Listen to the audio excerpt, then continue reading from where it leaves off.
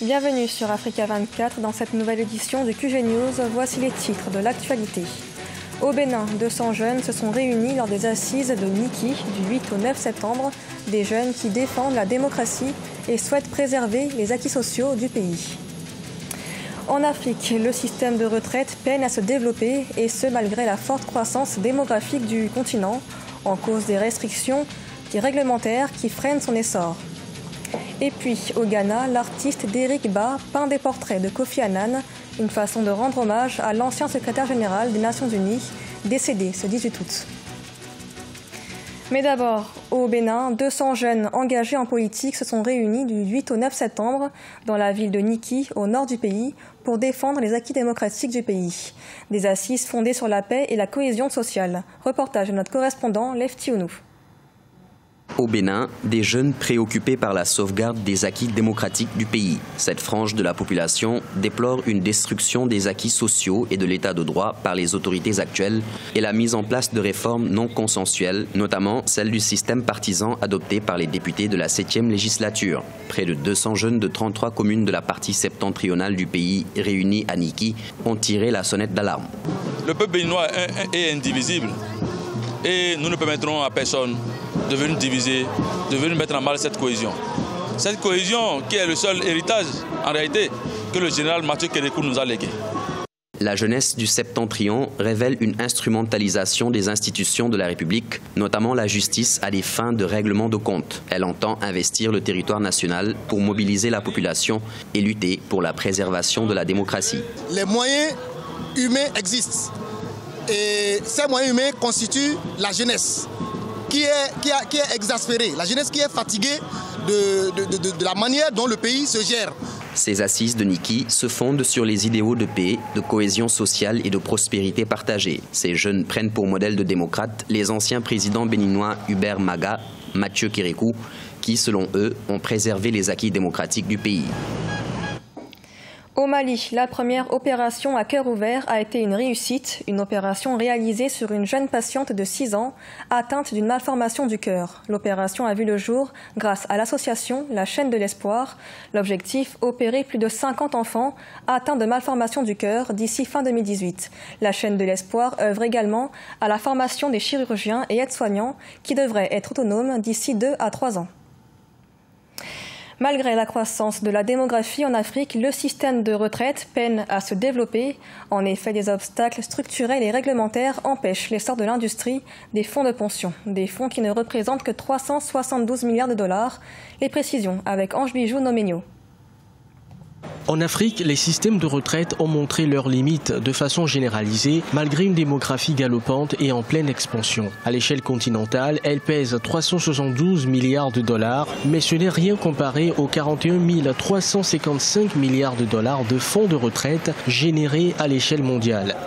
Ce qu'il y a lieu de dire, c'est qu'on constate de plus en plus que le taux de recrutement baisse. Ce sont les agents en activité dont les cotisations servent à payer la retraite des gens qui sont allés à la retraite. S'il y a moins de cotisants parmi les agents en activité, évidemment, cela va impacter sur les pensions de retraite des agents qui sont déjà à la retraite. Ce qu'il y a lieu de dire aussi, c'est qu'il faut dire que ces dernières années, quand même, l'espérance de vie a fortement augmenté. Ce qui fait donc que le taux de retraités en vie va augmenter. Pour renforcer la part de ces fonds aux retraités et à l'économie de façon générale, un certain nombre de mesures doivent être prises par les États africains.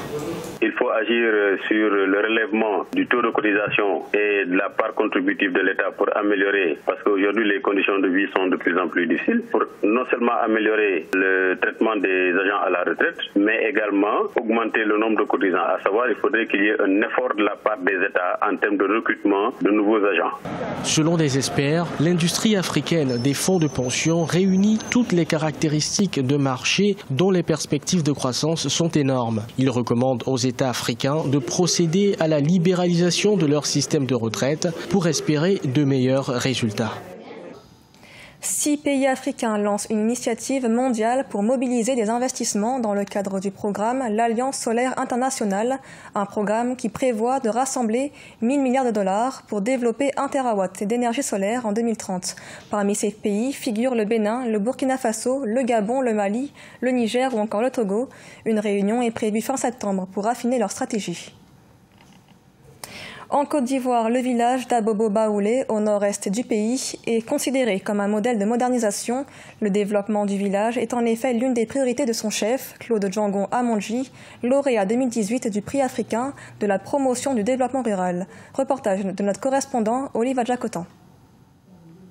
Rue bitumée, la promotion de la salubrité au quotidien et le règlement pacifique des conflits sont autant d'actions positives à l'actif du 8e chef du village d'Abobo-Baoulé, Claude Djangon Amondji. Son village est situé au nord-est d'Abidjan et existe depuis le 19e siècle. Sa modernisation est l'un des piliers de son mandat. C'est vraiment un honneur, avec beaucoup de bonheur, surtout pour la population, parce que c'est ça aussi notre rôle. On ne travaille pas pour soi, mais on travaille pour la population. Il faut croire en soi et se faire confiance. Quand on croit en soi, on se fait confiance. Un Africain, quel qu'il soit, de quel niveau, de quel bord qu'il soit, peut réussir. Fort de 4000 habitants, Abobo-Baoulé est devenu un village modèle en Côte d'Ivoire. Ici, la tradition et le modernisme parlent régulièrement le même langage. J'invite le monde entier à venir sur place ici, à Abobo-Baoulé, pour témoigner du dossier que nous voulons présenter. Un dossier solide qui montre les réalisations de ce village. Et je pense que les médias, comme vous également, pourront participer pour convaincre le Conseil économique et social de choisir le village Abobo-Baoulé comme modèle. Les autorités d'Abobo-Baoulé ont déjà mobilisé 1,5 milliard de francs CFA pour la construction d'un bassin d'orage pour l'évacuation des eaux de pluie. Elles veulent également doter le village d'un centre commercial. En rappel, le chef Claude Djangon Amondji a reçu le prix africain 2017-2018 de la promotion du développement rural et de l'intégration des peuples. Les hommages à Kofi Annan se multiplient sur le continent depuis son décès le 18 août dernier.